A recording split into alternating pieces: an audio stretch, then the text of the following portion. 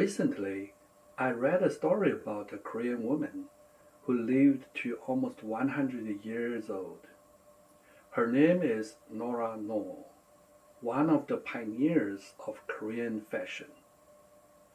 When journalists asked her about the secret of her long life, she said something very simple.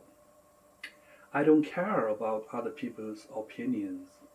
Now, that might sound like a casual remark, but when you look at her life story, it becomes much more interesting.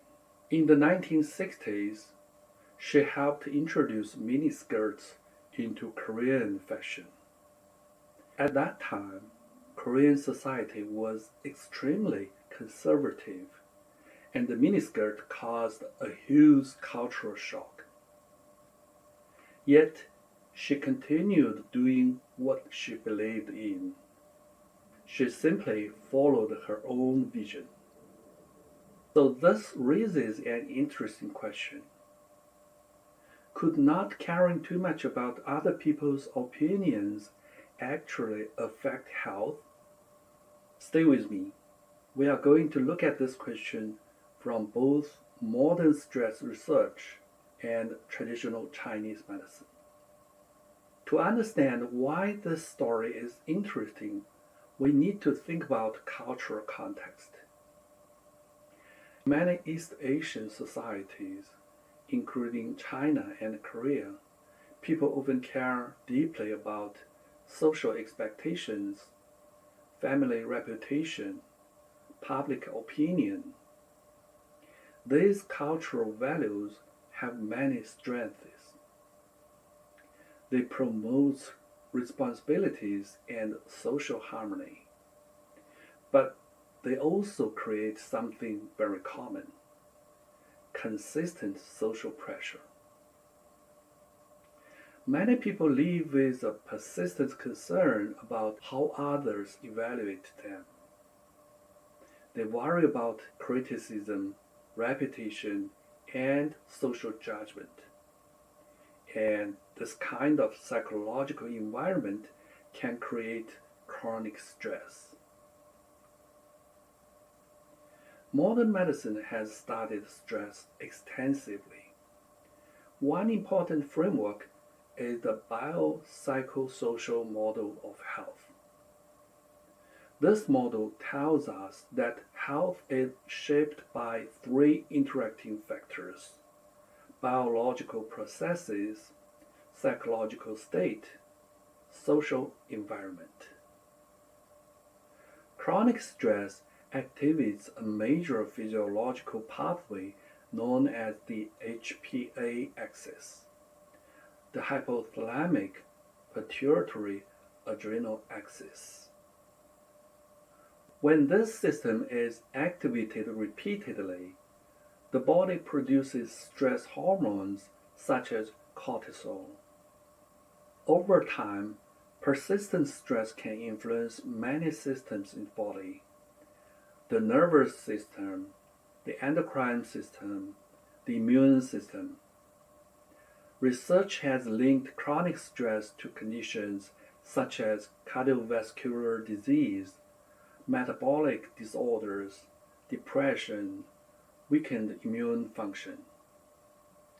So stress is not only psychological. It produces real physiological effects throughout the body. But there is an important distinction. External pressure does not always become internal stress. Two people may experience the same criticism.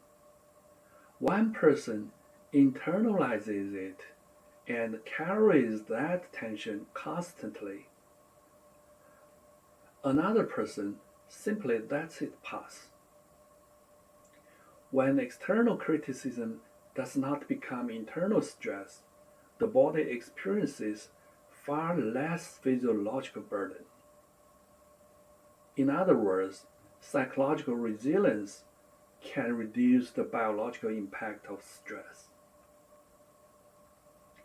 Interestingly, Traditional Chinese medicine described a very similar idea thousands of years ago. In Chinese medicine, emotional stress can disrupt the smooth flow of qi, the body's vital energy. One common pattern is called liver qi stagnation. The liver system in Chinese medicine is responsible for regulating the smooth movement of qi throughout the body. When emotional pressure accumulates, qi becomes constrained. Over time, this stagnation can contribute to many health problems, including digestive discomfort, headaches, sleep disturbance, emotional tension. A classical medical text, 黄帝内经, states, all diseases arise from disturbance of qi. This idea reflects a systemic view of health, where emotional stress can gradually influence the entire body. So when we hear a 100-year-old woman say, I don't care about other people's opinions, this may not only be a personality trait. It may also reflect a life with less internalized stress. And from both modern medicine and traditional Chinese medicine perspectives, that could matter for long-term health. Perhaps that is one reason why some people live longer and healthier lives. Sometimes protecting health is not only about diet or exercise. It may begin with something simple, not carrying unnecessary stress inside the body. I'm Dr. Piao. On this channel, we explore health from both modern medicine and traditional Chinese medicine perspectives. If you are interested in a deeper understanding of health, consider subscribing. And I'd be curious to hear your thoughts. Do you think social pressure affects health?